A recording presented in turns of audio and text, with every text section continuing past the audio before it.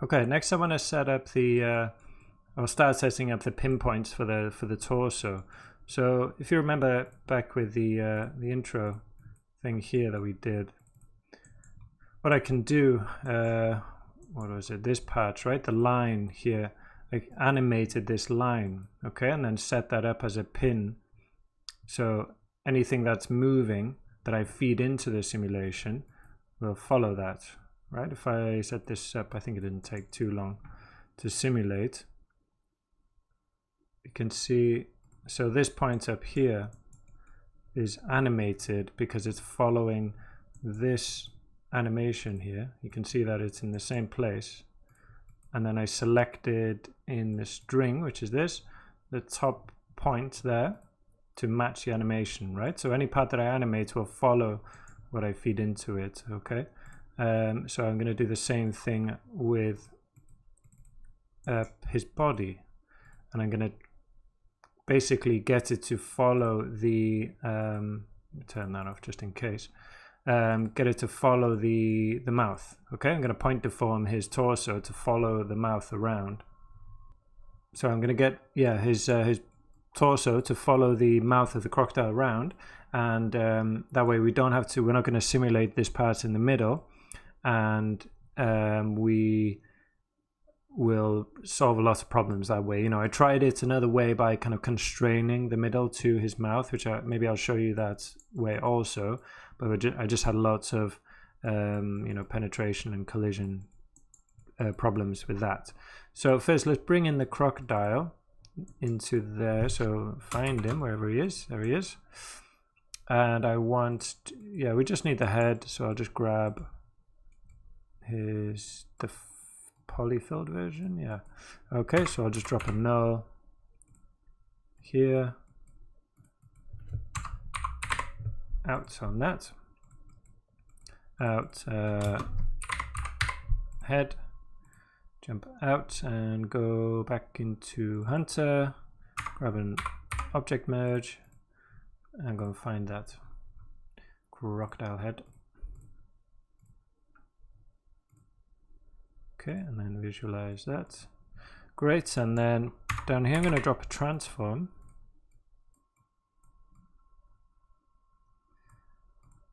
And let's visualize that. So we're simulating from frame 140. So let's go there. So from this point, I want just his torso to be animated, controlled by me.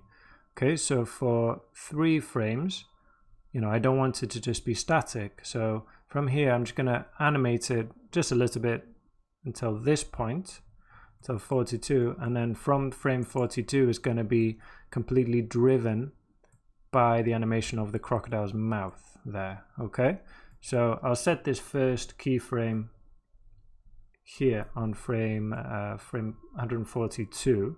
Okay, so let's come into our transform. Make sure our pivot is in the middle. So $CEX, $CEY, oops, in capitals.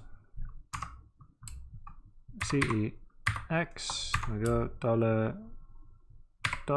$CEY and $CEZ. We'll drop the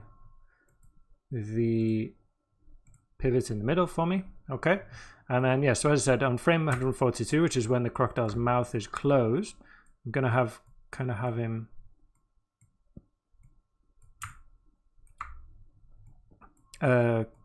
snapped in there. Okay, something along these lines. Okay, oops, I just made him very small. And then he'll just kind of follow along. Well, just this part in the middle will follow along, and I'll allow the arms, head, his shoulders and legs to simulate naturally, and they'll flop around. Okay, so that, yeah, that's what I found worked best for me. Let me just drop in the values that worked for me here. So 14211 here was, what have I done? 0.0 359 271 and 0 0.187936. And then in the rotate, what have I got? Minus 4.88335 minus 23.5424, and last one 29.9106. Okay, so let me just double check. So he's kind of in the mouth there. Great. And then see, I've got those there, and then on frame 40, oops, they're just going to be zeroed out.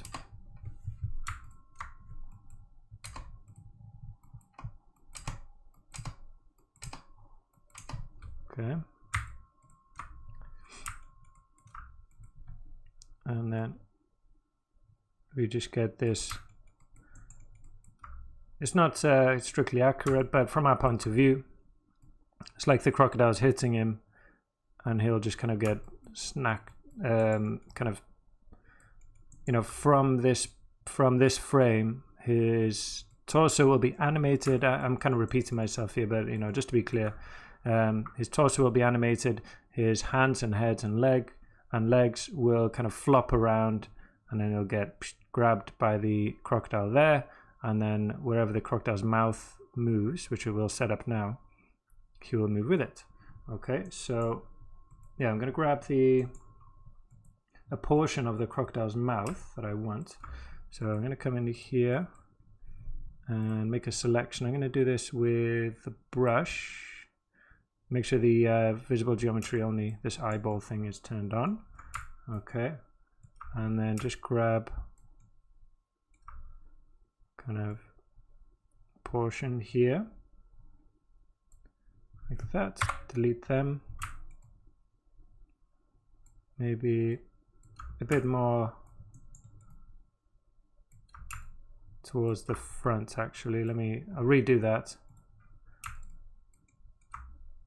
Control and click to get rid of them, and maybe add a couple at the front. Okay, so I want him to be more towards the front. Enter to make that, and then delete non-selected. So I've got that group. Then I use point deform, and we need, so point deform will move this geometry according to this geometry, right? To this little bit of his mouth, right? So I'm going to drop this in the last port. We need a rest point, so kind of a static version. So I need a time shift on this, on the same thing at frame 142, which is when the crocodile bites down, this last keyframe here. Okay, and then friend into the first port, right?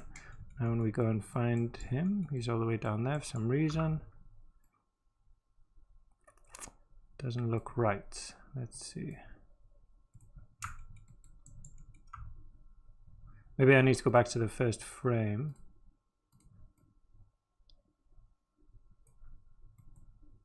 Ah, 142 I need here for the frame number.